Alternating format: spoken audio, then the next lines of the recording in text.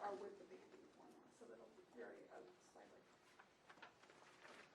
Becky, just to clarify what I think I heard earlier, on Appendix 1, where we have the comparison between Hub and NIHID for the 6 years, the most recent 4 years were with Blue Cross Blue Shield. Correct. What was Unicare? Unicare was just another health insurance provider. So if we're looking at Blue Cross Blue Shield, would it not make sense to actually compare the time that we spent with Blue Cross Blue Shield as opposed to also comparing really something that is separate from Blue Cross? Well, I would tell you the decision to go from Unicare was driven, and Dr. Sterner, correct me if I'm wrong, claim service, and you were going to be looking at another year of excessive cost increases. And the district directed Mr. Kennedy to go out and seek alternative proposals.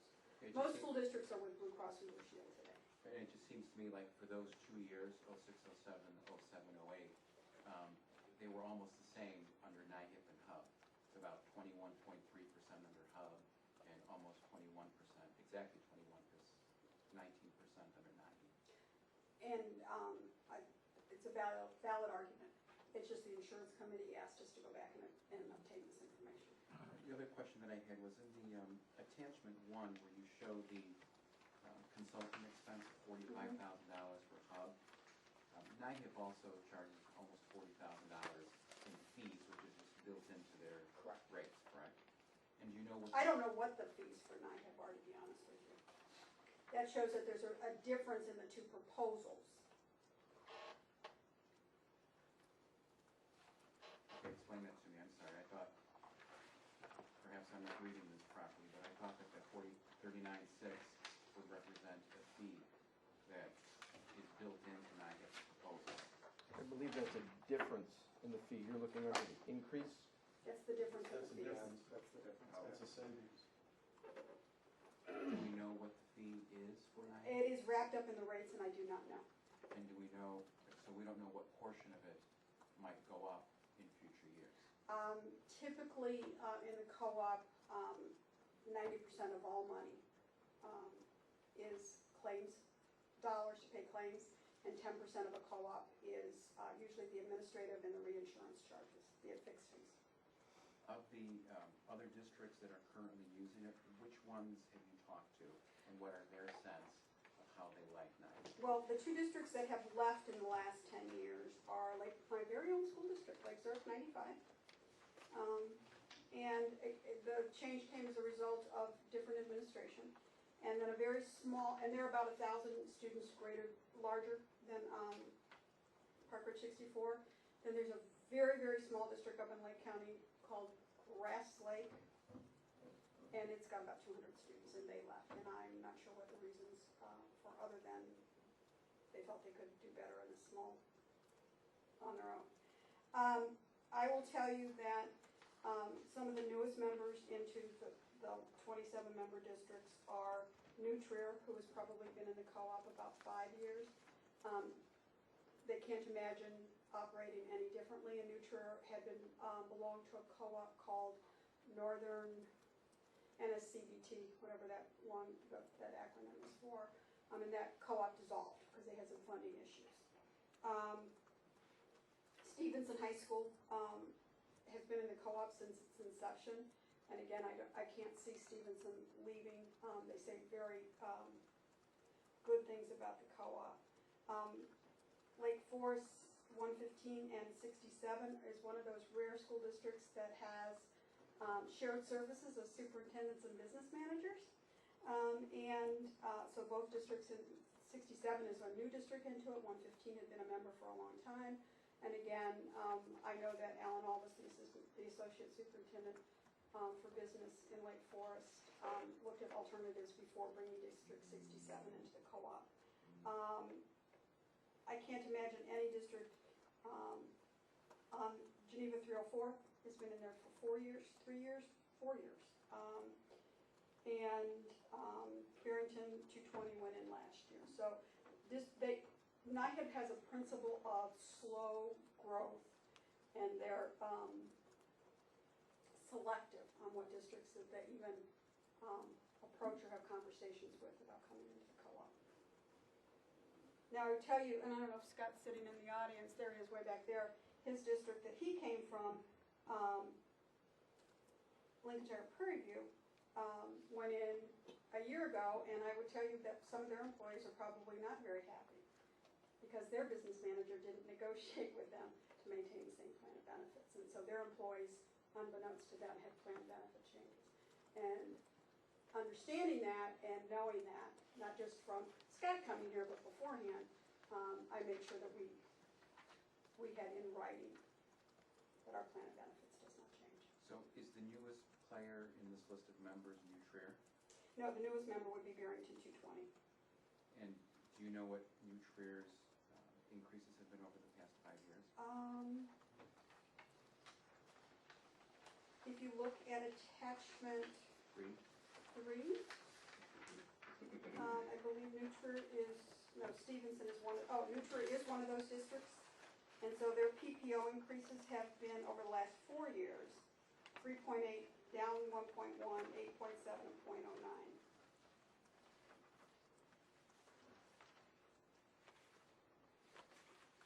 And Stevenson, which is another large district, their rates are down 0.2% this year, up 0.9 last year, 10.7, and minus 0.1 4 years ago.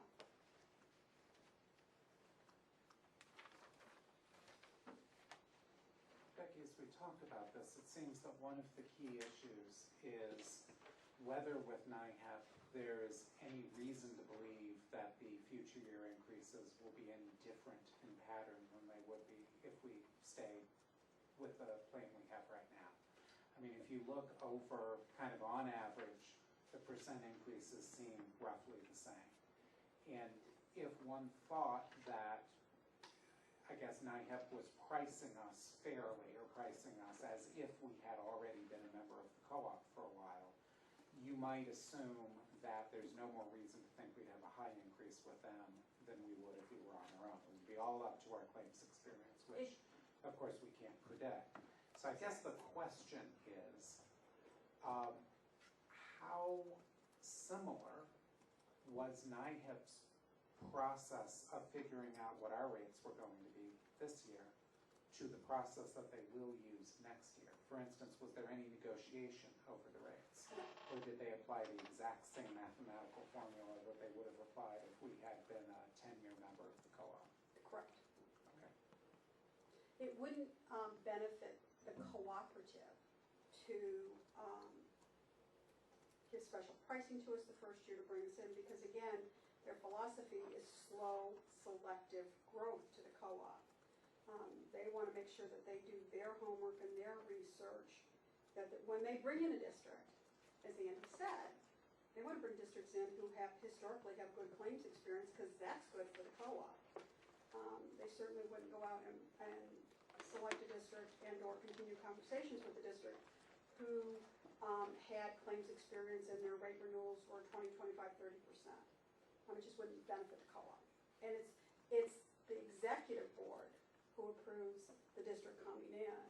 It isn't Gallagher Benefit Services. It's the executive board of 7 school administrators who look at a district and look at the financial statements of the district, look at the management of the school district, and look at the philosophy of the district. And I think we scored high in all 3 of those areas. I guess my other question around negotiation is what kind of negotiation NIHEP does with Blue Cross. So for instance, in our current situation, Blue Cross will use our experience data, quote us a proposed renewal amount. I get the impression that there is some degree of haggling that goes on, between our broker and Blue Cross to try to bring Blue Cross down a bit. NIHEP is a little bit different in that it's a self-insurance situation, in which Blue Cross presumably is just charging charging the amounts that it pays plus some amount for its fees of administering. Kind of how much negotiation goes on with Blue Cross? I would imagine the same amount of negotiations goes on through the NIHEP program as Hub International does on our behalf. NIHEP is just doing it on behalf of 5,700 lives versus 500. And even though it's self-insurance versus purchased insurance, the same, there's no reason to think that, for instance, self-insurance is gonna end up, being more costly. In fact, I guess, all things being equal, you would assume that it would be less costly. And I think it will be less costly because when there are surpluses to the program, and one fiscal year is looked at as a plan year and claims are paid against it, and then it's, when the claims are all paid for that particular plan year, they analyze the reserves that may be left from that year. So what is a surplus? We thought there'd be $100,000 in expenses and claims. We only spent 75, so we have $25,000 to distribute back to districts. And they're doing that on a more consistent basis than they probably did in the past, because districts are a little bit more cash strapped than we've been in the past. And so that I think that that 7-member executive board wants to be able to bring the money in to support the plan and then get it back to the districts if they don't need it. Well, you said before that it would be at the end of a 3-year term, or is it gonna be on a yearly basis? Well, it can be on a yearly basis.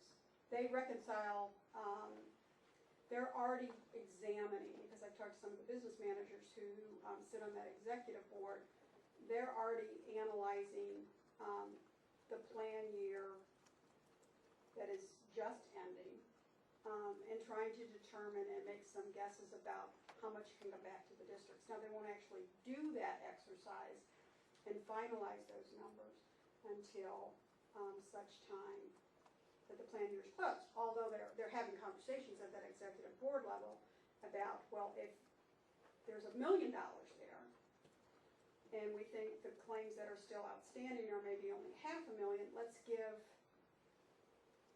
$400,000 back to the districts now and balance it out in the future. So those business managers understand, who sit on that executive board, that districts need cash back to support